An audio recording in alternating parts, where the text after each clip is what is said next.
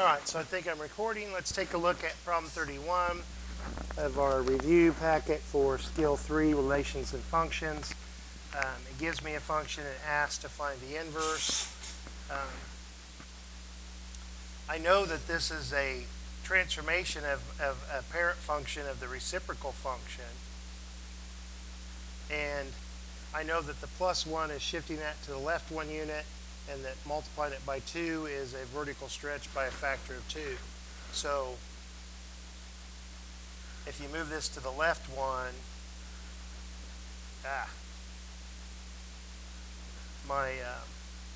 let's draw it correctly. My reciprocal function looks like this.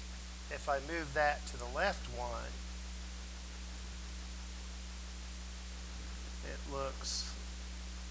it's closer and closer. This is the line x equals -1. And it's like that. And with the multiplying it by 2, if that's a vertical stretch by a factor of 2. So I know that this is going to pass the horizontal line test. So I knew that because it was a transformation of 1 over x, that it was a function.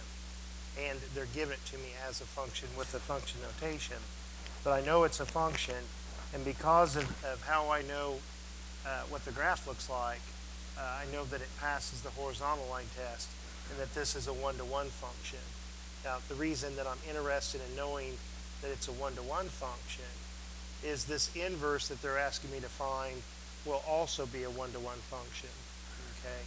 And the two functions will be inverses of each other. So the technique of finding an inverse is to switch the domain and range.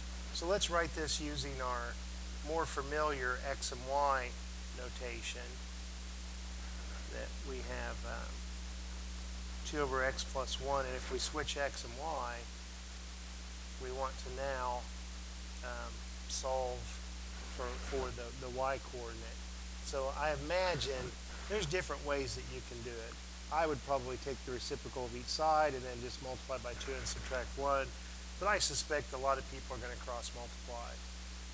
But you're going to make it harder on yourself for more steps if you actually use the distributive property here, because I have two factors, and the factor that as the variable of interest I want to get by itself is right there. So I'm actually just going to go ahead and divide both sides of the equation by x, and then I have two terms, is 2 over x, and then subtract 1, and I'll have my answer.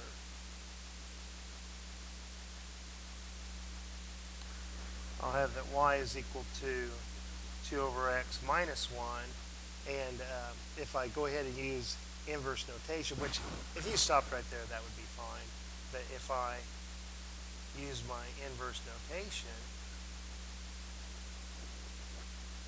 it's like that. So remember, say I plug in 3 into this function. Then I'm going to have 2 over 4, because 3 plus 1 is 4, and this reduces to 1/2.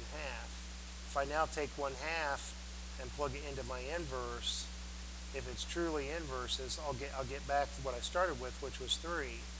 So if I plug in 1/2, 2 divided by 1/2 minus 1, well, to divide by 1/2 is the same as the multiply by the reciprocal. So this guy is 4, and 4 minus 1 is 3, and that's what I started with up there. So if that's true for all x and y, and that's why they ask us to do it with function composition with x, but I just checked it real quick. This isn't part of my solution. I was just trying to check to double check to make sure I hadn't made a mistake.